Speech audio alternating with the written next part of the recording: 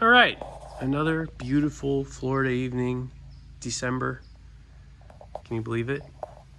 It's like 70, 72 degrees. This is perfect. And we're going to put a cam in this beast.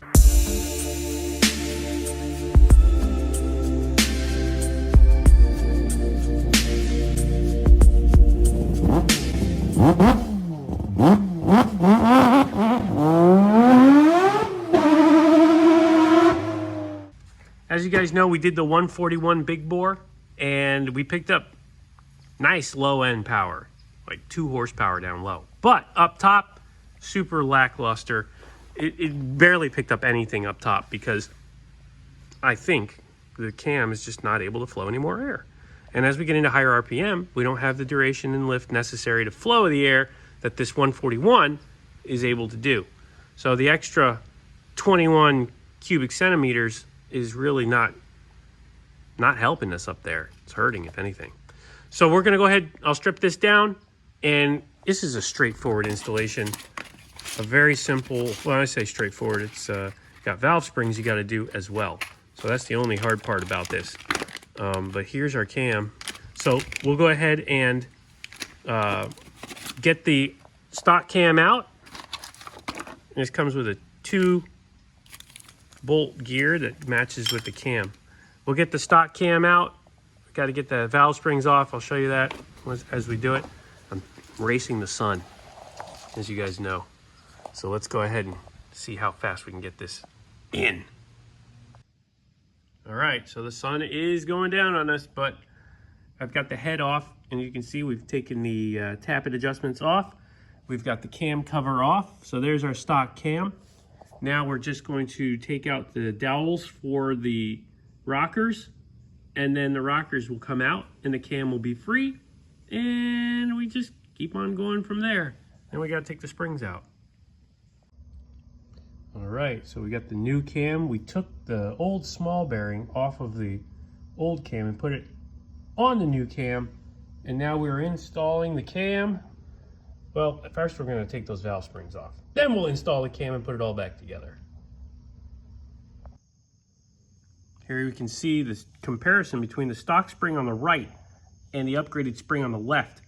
Obviously the compressed height is going to be a lot shorter, which will allow for that cam to move through without binding this valve spring. So you definitely need to do this. Don't skimp. Make sure you change it. Get yourself a valve compression tool like I got right here and do the whole thing. We got one in already.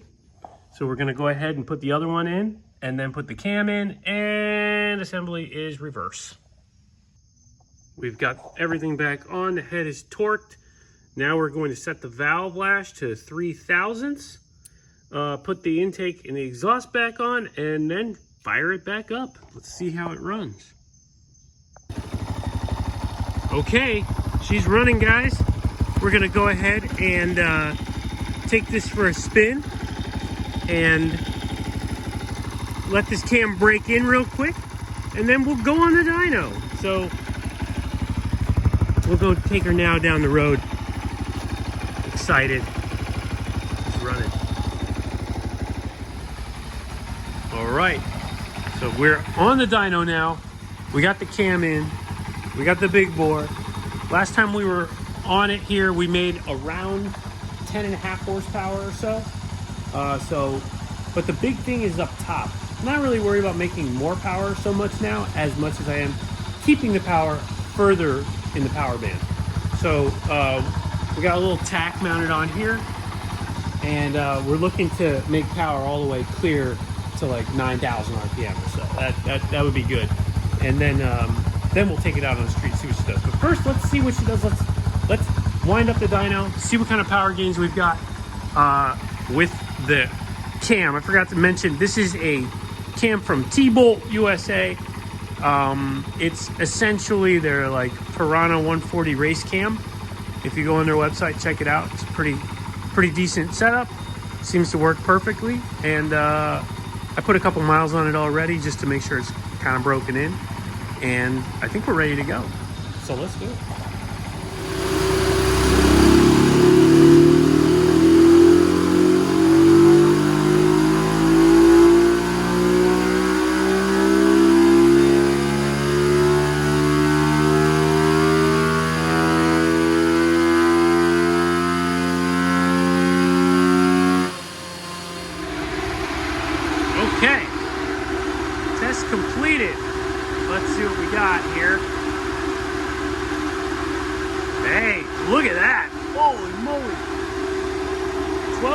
so almost 13 horsepower.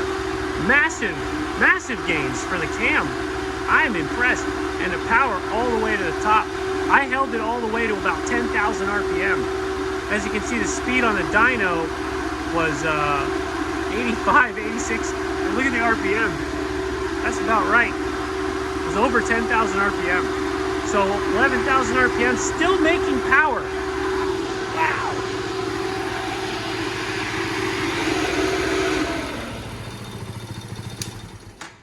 That's impressive for such a minor bolt-on to see that much extra power. I mean, we picked up 2 horsepower from the cam. Just from the cam. That's wild. And then making power all the way to the top. Let me see if we can do a comparison here. Here we go. Here's the comparison between the two. You can see at, like, say 70 miles an hour, because I didn't even pull it that hard before. I didn't even go to 70 before. God, we got to go down to 60. Let's see. It's 60 miles an hour at 9.6. At 60 now, we're at 11.7. So 2 horsepower consistently all the way across, and then up top, I mean, it was just massive gains. That's really, really good. I mean, speed-wise, we should probably be able to see 80 miles an hour. Let's say with a tailwind, you know, that's really good. So anyway, I'm super happy with that. And like I said, it was pulling all the way to almost 11,000 RPM. It was over 10,000 for sure. I waited on the tach. I was watching. So awesome. I mean, this is a no-brainer. If you've got one of these motors, the cam, wow, the big bore and the cam, they work really well together. That's very, very nice. So now we'll take it down and take it out on the road, see what she does. Okay. So now we're cruising. We're gonna see what this cam can do. I'm gonna sit upright first. See what kind of speed we get. Before we were only able to achieve about 60 miles an hour sitting up. So let's see.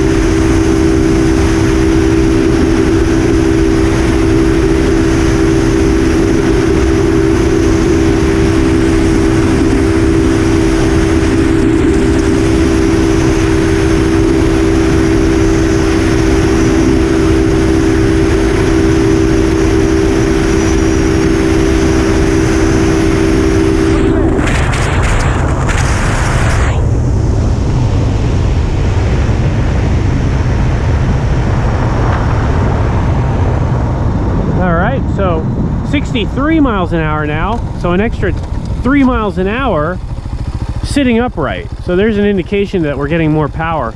Let's go ahead and go the other way with it. Make sure there's no difference.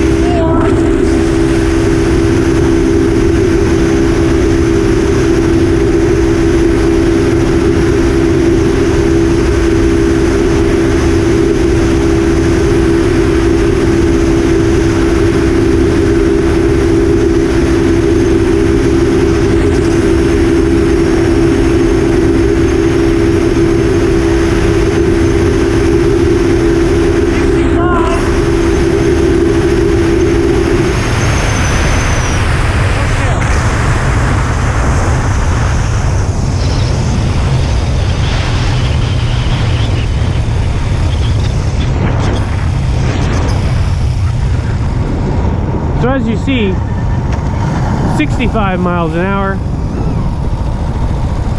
That is, we'll split it in the middle. That's 64 miles per hour both ways. That's pretty good. So a 4 mile an hour increase in the cruising sitting upright. That's a pretty big difference when you're just cruising along. That lets us putt along now at, you know, 60 to 65 miles an hour, no problem, without even tucking. So now we'll go down here, we'll do another run, fully tucked, and we'll see what kind of speed we get that way.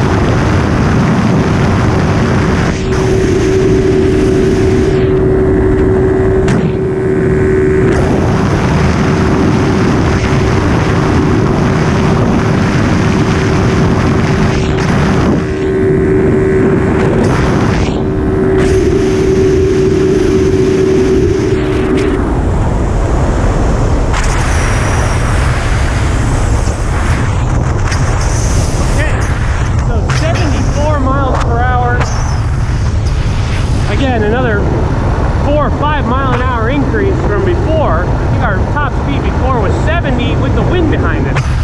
So now we are seeing some increases up top. That's very good. We're gonna go ahead and go the other way now. Cross-check that speed, but so far I'm loving it. That's a good increase, and you can really feel it. The top end is much better. Okay, here we go.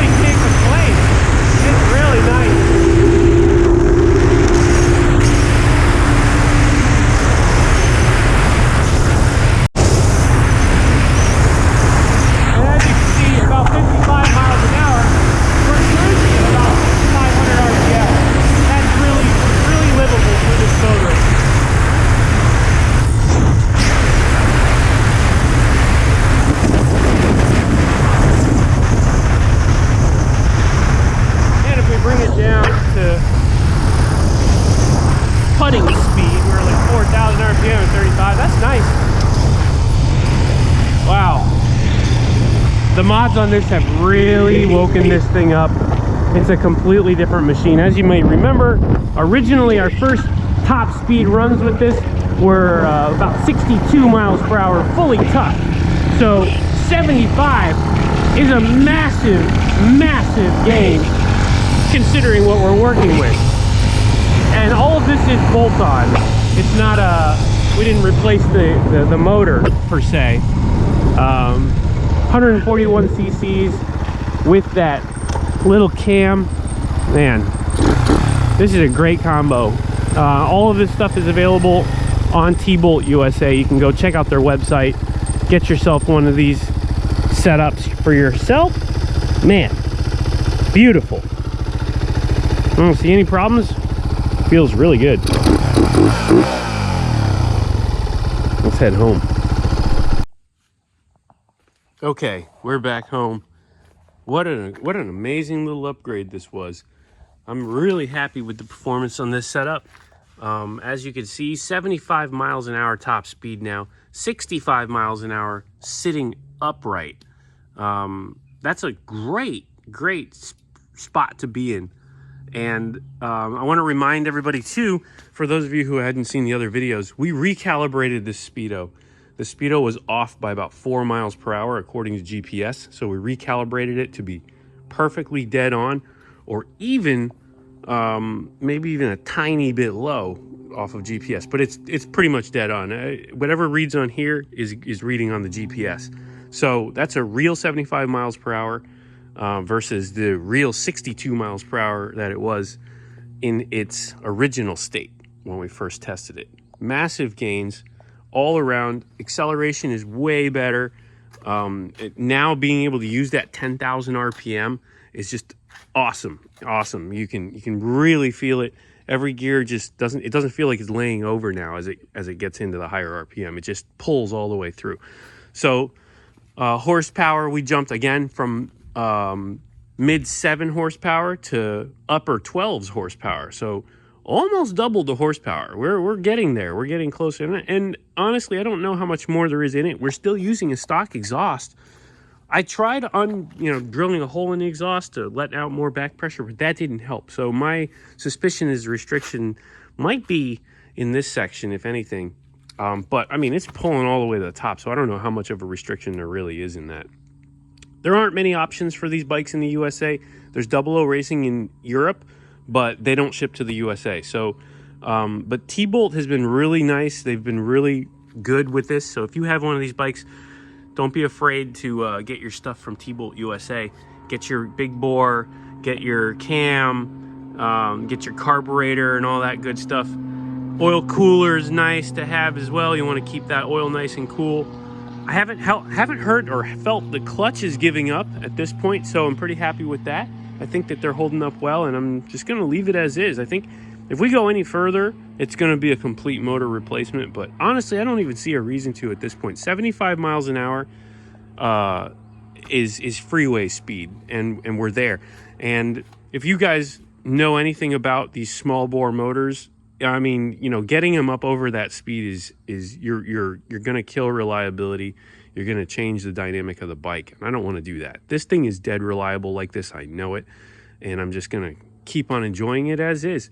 So a little bigger option than a Grom for those of you who you like those small bore, you like the Minimotos, but you want something a little bit taller, a little bit bigger. This is pretty cool. An underbone, the Madass 125. One of the only underbones I know of in the USA. I think the Cub is considered an underbone as well. But hey, I'll take it. I love it. These bikes are so cool. Ultra narrow. Look at this profile. You can fit this anywhere. What a great bike. All right, guys. Hopefully you enjoyed it. We'll see you guys in the next one.